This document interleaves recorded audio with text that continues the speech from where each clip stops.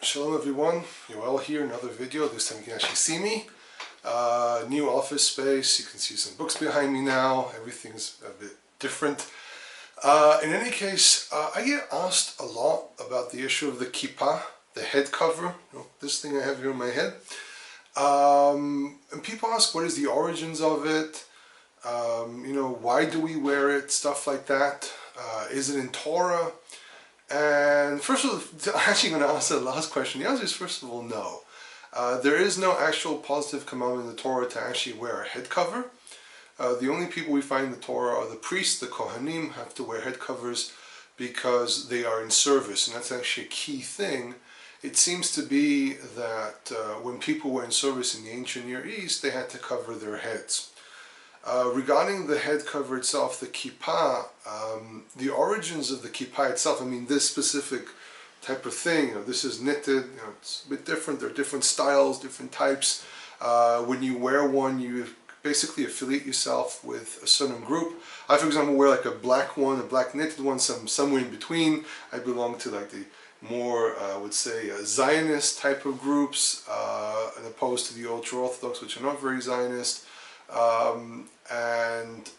The reason I wear black is I don't identify myself completely with the Mizrahi or the regular Orthodox. I kind of lean a bit more to the ultra-Orthodox a little bit in my approach to things.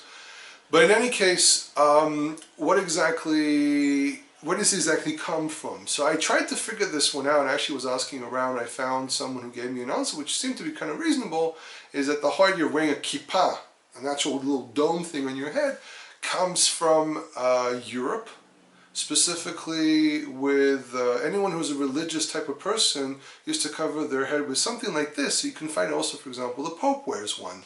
And this stems from practices that come from Europe from like around 400 years ago. But the real question is, do you have to cover your head as a man?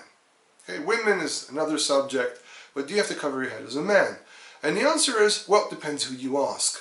Today, if you ask anyone religious, they'll say, of course you have to cover your head if you're a Jew. And but the problem is there's no actual commandment, not in the Torah, not even in the Talmud. And the discussion really shows up much, much later in what we call the Achronim, the last commentators from the past 100, 200 years. And even some of them, like for example the Maharshal, writes that, it's okay to say a blessing without covering your head. So you can see part of the issue is actually, do you cover your head out of fear of the above? Do you cover your head of respect? What exactly is the purpose of covering your head? Now, the thing is that we find the Talmud, specifically in the tractate of Shabbat, it talks about several people who used to cover their heads out of more of a pious activity, not necessarily out of some kind of a commandment. They'll have Yirat Shamayim, fear of the heavens.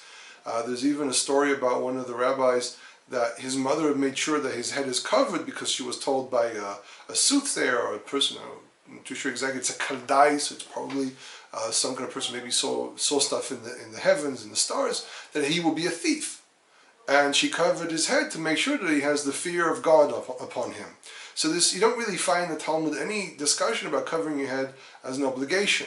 You also find that rabbis used to cover their heads. The Maimonides mentions that rabbis are supposed to cover their heads. It's a form like the same way the priests cover their heads. But really the discussion of wearing a head cover for men really starts showing up much, much, much later, when people started becoming more and more fluent in studying Torah, fluent in discussing Torah in everyday life. So you cover your head when you go into a synagogue and when you go to pray and when you say blessings, and this is why you had the discussion with the Maharshal regarding covering your head when you say a blessing. He even mentions that, for example, the rabbis of France don't cover their heads all the time. Now, regarding what kind of head cover you wear, it doesn't really matter. I mean, I, for example, knew a rabbi who used to, when he wore his hat, he never wore kippah underneath, and when he took off his hat, he wore a kippah. So it's not necessarily any specific type of head cover. So, for example, if you want to wear a kippah, you have to remember, you affiliate yourself with Judaism, you're affiliating yourself specifically with Orthodox Judaism. If you wear a cap, you're kind of avoiding certain types of questions. It's really your decision what you prefer to wear. But the main point is that there's actually no Torah. Again, no, I'm talking about halachic. If you want to follow Judaism, then you follow Judaism. You do what I do. You wear a head cover all the time. But for example, if you want to just follow what the Torah exactly says, there is no obligation to wear a head cover. I would say that if you're a communal leader, if you have a group that you teach, maybe because you're more of a leadership type of person, you should cover your head, because it's what you find in the Bible is people who were more respectful, more, I would say, higher ranking, though ranking in the Bible is a bit problematic, and that can be another discussion we can have. But if you're, for example, at least teaching, maybe you should cover your head out of the fact that you are now leading a group of people. But other than that, there is no Torah, again, Torah, biblical obligation to wear a head cover. And by the way, just for terminology, when I say Torah, a Jew, an Orthodox Jew, hears the word Torah, immediately says, well, it's everything. When I say Torah here, what I mean, and this is more for the people who don't come from Orthodox Judaism, what I mean by Torah, I mean the actual biblical text, the 5 books of Moses, the prophets, and the writings.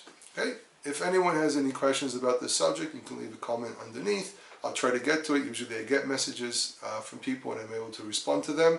If there are any other topics you're interested in hearing about, knowing about, just send me an email to HebrewInIsrael@gmail.com, Hebrew in Israel, one word, and I'll leave a comment and I'll try to respond as fast as I can.